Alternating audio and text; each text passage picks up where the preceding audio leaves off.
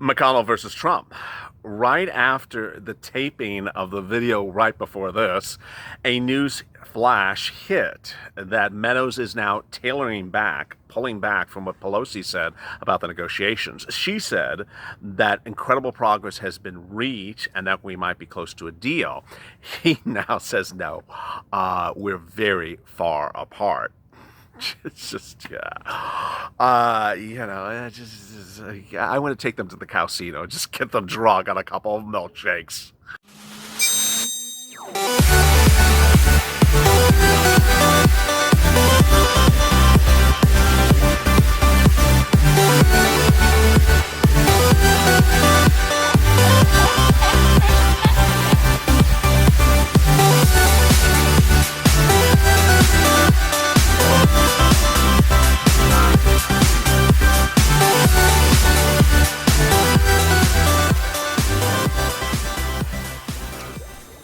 Hey, good afternoon, everybody. This is McConnell versus Trump, and all eyes are on Mitch McConnell if he's trying to derail the president, if he's trying to take your stimulus away, if he's trying to hurt Pelosi or hurt you. And why is Mark Meadows suddenly the naysayer and the voice of reason or the voice of pessimism?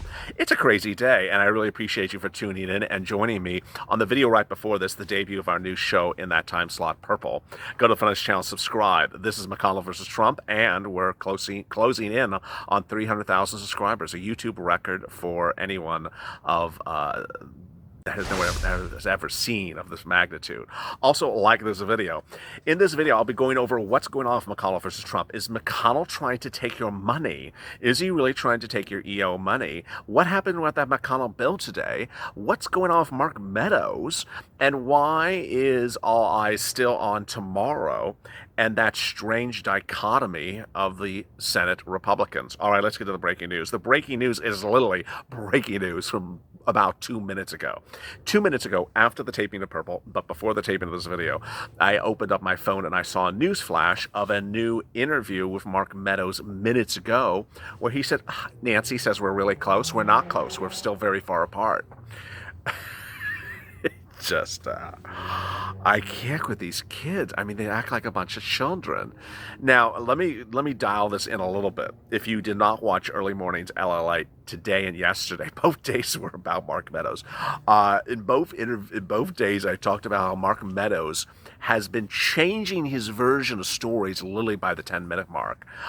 He tells you one thing, and then 10 minutes later, no, I'm going to tell you something different. And he's done that, ironically, with Mitch McConnell. He said at one point in one day, yesterday, at the start of the day, was, well, I don't know if I have support from Mitch. Then he's like, well, Mitch maybe will take any deal that Nancy and Steve reach and, put it onto the floor at least. Then he's like, well, leave that up to Mitch. Go ask Mitch. I don't know the answer. Then finally, at the end of the day, he's like, no, Mitch specifically told me that he'll call for a vote. But you said all those other things today, Mark. What happened to all the other things? I have to like Mark Meadows because it appears that he's now watching this channel. So I'm not going to go in too deep on you, sir, but I really appreciate your work. And I would really appreciate your work if you did executive orders for stimulus checks as well. More about that in a second. But Mark Meadows, minutes ago, actually said what I was sort of hinting at in the video of Check that starts Afternoons LA, which was that he said, well, there's progress made, but there's still quite far apart. I sort of said the same thing as well. Nancy Pelosi today, this afternoon, said, we've made incredible progress, and there's big changes, but we have a few things to deal with. It's like, what are the things you got to deal with, Nancy? Staying local. I'm like, staying local is what called off the negotiations back in July when you said that Mark Meadows slammed the table with his hand, and when you said you're not going to answer the door when Mark Meadows comes to your office, and then you wouldn't answer the door when the problem solvers come to your office. Staying local was a big blue ha-ha. Is it blue ha-ha or boo ha-ha? Drop in the comments. Which one is it? I forgot. It's a brouhaha. I think it's brouhaha. Staying local is a big thing. And needless to say, it's not agreed upon. So as we sit here today, deal or no deal, I don't think there is a deal until these people can figure out one of the biggest issues, which is staying local. Then there's Mitch. Is Mitch McConnell trying to take your money? And what would Mitch do with Steve Mnuchin and Mark Edwards. Steve Edwards, the morning talk show. Yes, of course. What we need to do with Mark Meadows. Well, the latest version of the situation with March Madness, Mnuchin and McConnell, is that if the president supports the bill, clears the House at some point, we will bring it to the floor. That was one version of the quote from Mitch. The other version of the quote from Mitch today was, I'll put it to a vote on the floor. Needless to say, you want him to say, I'll put it to a vote on the floor. But what is Mitch McConnell doing today? And is he trying to take your money? By all accounts, he may be trying to. But as I sit here recording at about 2:30 Pacific Standard Time, I have still not seen Mitch's bill for today. Have you seen his bill for today? Now remember, there's a bill from Mitch today, and there's a bill from Mitch tomorrow. It's like the gift that keeps on giving. We don't get enough Mitch in one day. We get a Mitch every single day of this week. It's just, this is too much Mitch for me in one week. I'm about to itch from all this Mitch. Today, Mitch is introducing a standalone bill for PPP. Yeah. How much PPP? And where's this money coming from PPP? Well, Steve Mnuchin's PPP bill that he's doing with Nancy is about $330 billion.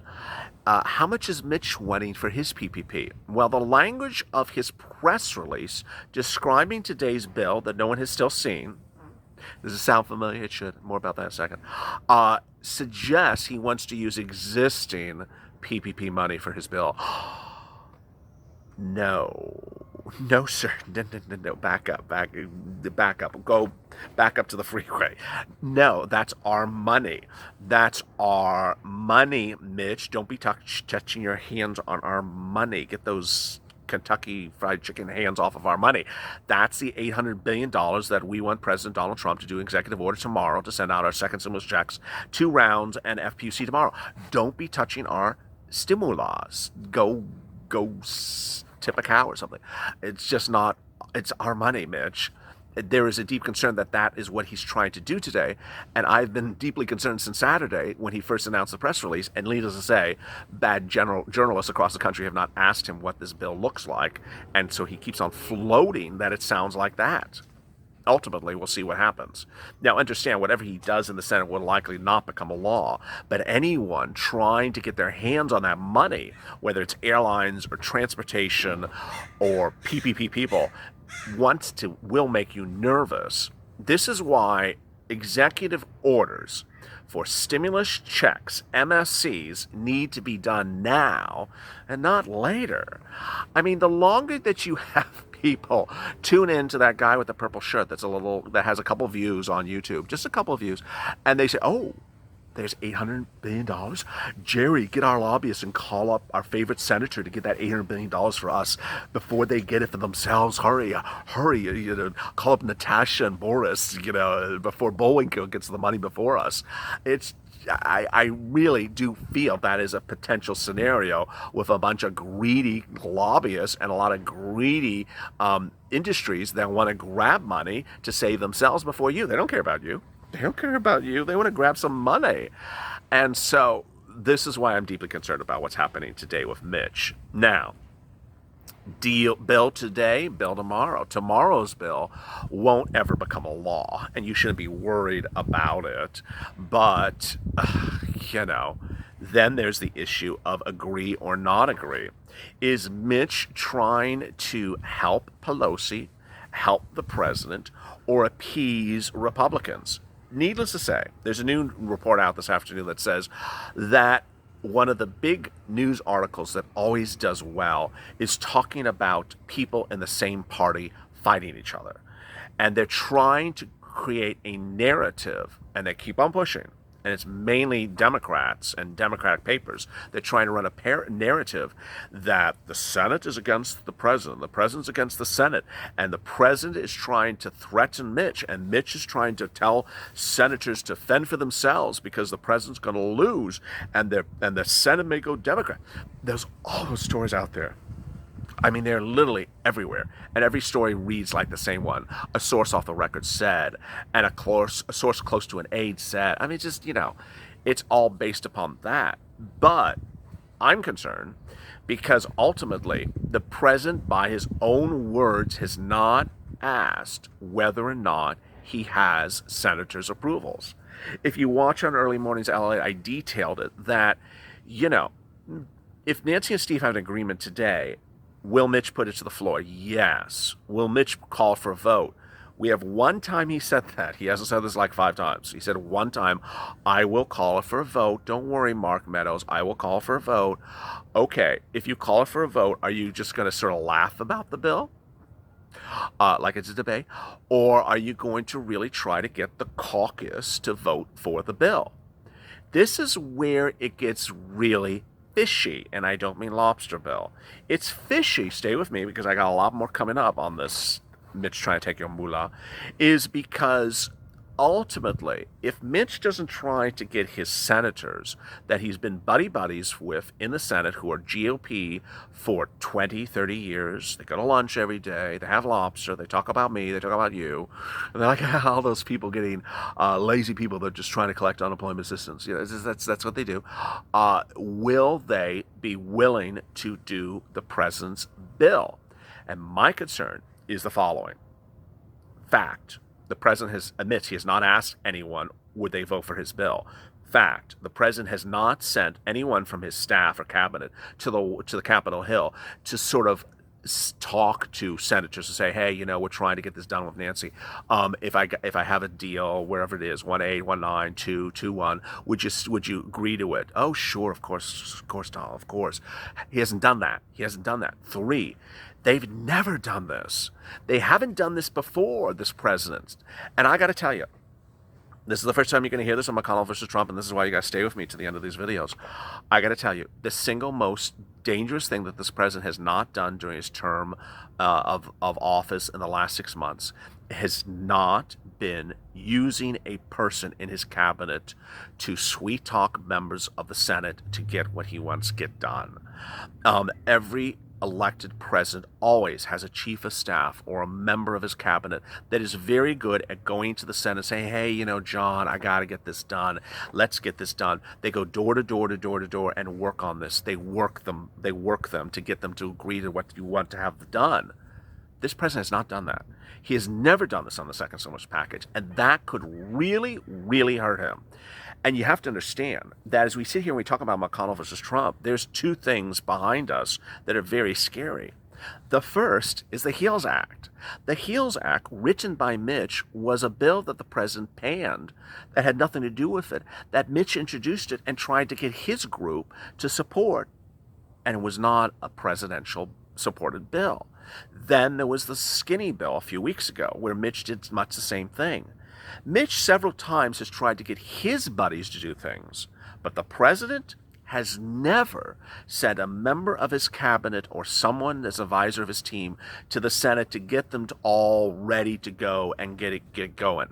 And so the long answer to that situation is that if there is a deal between Nancy and Steve and it goes to the Senate floor and Steve and Mitch puts it to a vote, I guarantee you, my opinion, but I guarantee you that you're going to have a lot of Republicans who are going to say no. You're going to have some Republicans who are going to say yes. You're going to have all the Democrats say yes because it's going to come from the House. They're going to already approve it. Nancy says vote for it, yes it. And then you're going to look at it and say, are we passing? Because this is really close. We have a lot of dissents and we have a lot of yeses. It's going to be that much of a nail biter. And that's why I tell you this stuff, because ultimately I'm sure there's some channels going to say, deal, there's a deal tomorrow, you get a check tomorrow, it's going to come tomorrow, it's $5,000 or $20,000, it's coming tomorrow. No, we got a big problem with Mitch and his not talking or doing things with the president. McConnell has not been to the White House since the summer. He doesn't talk to the president daily. He talks to Mark Meadows, who is not a he's not the insider of the Senate. So it is deeply troubling. Wall Street is concerned about it as well. Wall Street, a chief Wall Street strategist chief, says that stock market is now getting nervous that the Republicans are not prepared accordingly and may lose the Senate. Oppenheimer's John Stolfus told CNBC today that the markets are getting nervous that the Republicans will lose the Senate on Election Day. He says that the markets are brought on by concerns that the Republican-controlled Senate are slipping. The positive performance so far in October has been on the expectation that while Biden may win the presidency, Republicans will retain control of the Senate. The S&P 500 index gained 3% roughly since the beginning of the month, but now the markets are getting, quote, nervous that the Republicans may lose the Senate as well, especially as the party shows discord among a stimulus package. What this analyst is now saying is that he thinks that this infighting of the Republican Party, which I told you about a week ago that Nancy's trying to play up, she's trying to get them to fight. It works in her benefit for them to fight. It could now be really quite serious. When asked by CNBC if he believes that the Senate races will be more important to the stock market than the presidential race, he said, "I most certainly agree."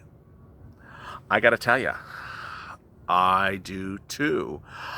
If the Senate goes Democrat and the president gets reelected, the president will basically have to co-sign anything that Nancy Pelosi wants for the next 4 years, because there will be no opportunity for the president to really keep on vetoing everything. Moreover, if, and it's that type of situation that's very clear. Let me answer some of the incredible questions from yesterday before I get to Pelosi versus Mnuchin, which is coming up right after this, which will be very interesting now that we have these new developments from Mark Meadows. Denise Garcia, please get to the finish line, Nancy, and get off the express train so no stimulus will go home. I love that comment. Thank you, Denise Garcia. Kenneth Keith, all Kentucky voters should join Ditch the Mitch campaign. Kelly, hey, LALATE, how are you doing, Purple Power in the house? God bless you and your family. Well, God bless you too, Kelly. And I love the emojis. I love people with their emojis. Janetta Foster, those people have lost everything, even their mind. Peggy Bess Botas, these grumpy old fogies are causing more drama than the Kardashians. Peggy Bess has the greatest comments every day. Lori, like I said, and it always says, I'm not counting anything till it's to that point. Marie DiCiano, this government is on my last nerve. Gianni Harkness, if the executive order was done a long time ago, there wouldn't be any more money to fight over. No. The $800 billion of executive order is not part of the money that Steve and Nancy are fighting over now. It's separate apart from that. Denny Johnson, who's always the first commenter on every video. Purple Power Army, assemble. I love you. Says Sans, history repeats. Started the new Great Depression. Don't let it happen. Purple Power. Robert Pinnell, Mitch is smoking. I'm not saying that. Kathy Barker, people staying together and carrying. It's Purple Power strong family. Bob Fisher, I would really like to know why Trump won't sign any stimulus before the election. Is it a game to them? People are really hurting. Diana Bergnes, is it Christmas yet? Families with no homes. Linda, I put McConnell in the same category as Pelosi. Ugh, I love this Purple Power family. I love it too. Maria Salinas, how can I get a hold of Mitch so we can move in with him and eat it as his house in the meantime? Jim Smith, I live in Kentucky. My little scientific poll. For 3 counties in Kentucky, I have not seen a McConnell yard sign yet. That's usually a good indication.